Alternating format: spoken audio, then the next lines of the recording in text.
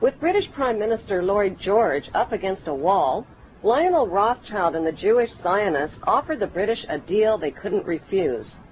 "We'll bring the United States into the war as your ally and win the war for you," they said, "if you'll promise us Palestine." In April of 1917, President Wilson got the green light and declared war on Germany. In return, the British government wrote the famous Balfour Declaration and addressed it to none other than Lord Lionel Rothschild. The declaration promised Palestine and Israel to the Rothschild Zionists. In 1817, Lord Allenby conquered the Holy Land, and the Jews were promised a national home in Palestine by the Earl of Balfour, a policy endorsed by Woodrow Wilson and by the League of Nations, which made Palestine a British mandate.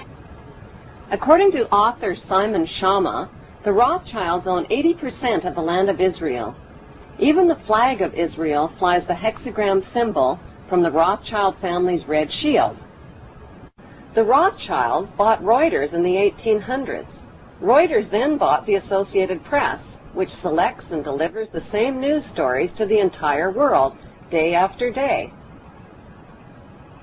They have controlling interest in 3 major television networks and easily avoid media attention since they own it.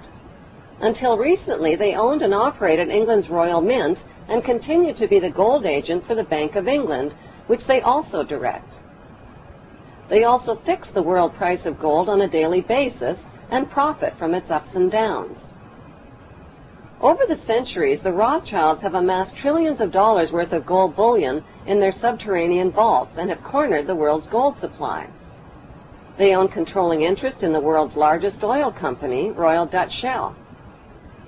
They operate phony charities and offshore banking services where the wealth of the black nobility and the Vatican is hidden in secret accounts at Rothschild Swiss banks, trusts, and holding companies.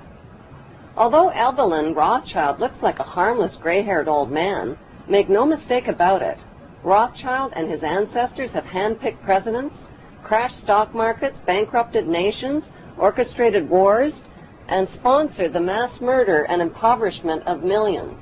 November the 2nd, 1917. Dear Lord Rothschild, I have much pleasure in conveying to you, on behalf of His Majesty's government, the following declaration of sympathy with Jewish Zionist aspirations, which has been submitted to and approved by the Cabinet. His Majesty's government view with favour the establishment of Palestine as a national home for the Jewish people, and will use their best endeavours to facilitate the achievement of this object, it being clearly understood that nothing shall be done which may prejudice the civil and religious rights of existing non-Jewish communities in Palestine, or the rights and political status enjoyed by Jews in any other country. I should be grateful if you would bring this declaration to the knowledge of the Zionist Federation. Yours, Arthur Balfour.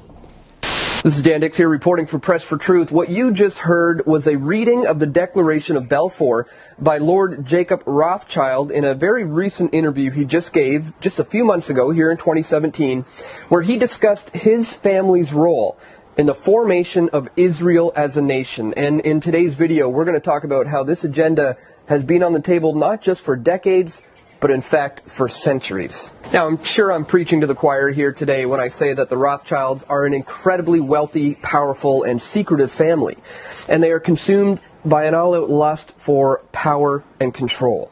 Behind the scenes, they have been manipulating our finances and our politics, and with the ability to issue currency that is created out of thin air and then loaned to governments at interest, it is through this process that they manage to emerge on the very top of this pyramidal structure of power. But one thing I don't think very many people are aware of is the fact that this plan has been in the works for not just decades, but in fact centuries, and I am in possession of a document that can help substantiate that claim. What I'm holding right here in my hands is an original document. This was printed on November 28, 1829. This is a Niles Weekly Register. And remember, this came out at a time when the press and the media was not as controlled as it is today.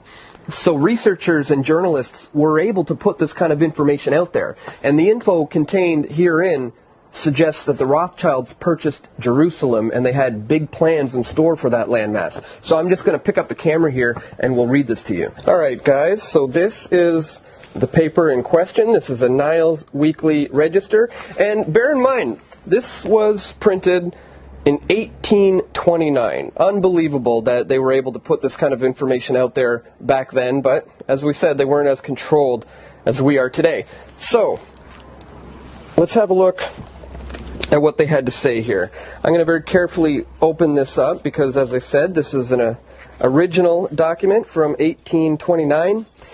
And here is the article. I'll read it to you now. Jerusalem. There is a report that the Rothschilds have purchased Jerusalem.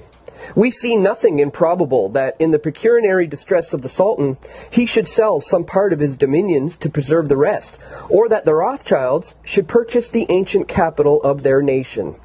They are wealthy beyond desire, perhaps even avarice, and so situated it is quite reasonable to suppose that they may seek something else to gratify their ambitions that shall produce most important effects.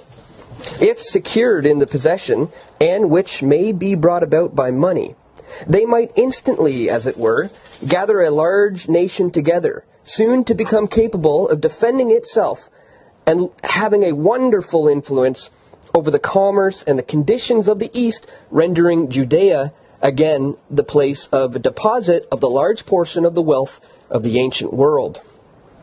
To the Sultan, the contrary is of no great value, but in the hands of the Jews, directed by such men as the Rothschilds, what might it not become, and in a short period of time? The Sultan is in great difficulty. Baron Rothschild was proceeding to Constantinople, and a second rebuilding of the temple is not among some of the most strange things expected in these strange times by some of the Jews. So there you have it, folks. The Rothschilds purchased Jerusalem, and as has been confirmed in this recent interview, they also formed the nation of Israel as we know it today. Let me know your thoughts on this in the comment section below. It's pretty interesting stuff, especially when you consider that the reformation of Israel as a nation was foretold in the Bible. This was written about even as much as 3,500 years ago. So, are the Rothschilds just playing on that, or what do you think is going on here? Now, as always, my friends, share this video if you found the information useful. And this channel is only made possible by you, the viewers. So thank you so much to anyone who has ever donated or contributed by becoming either a PFT member or a PFT patron. And stay tuned, folks. We're going to have more video reports coming soon. This is Dan Dix reporting for Press for Truth.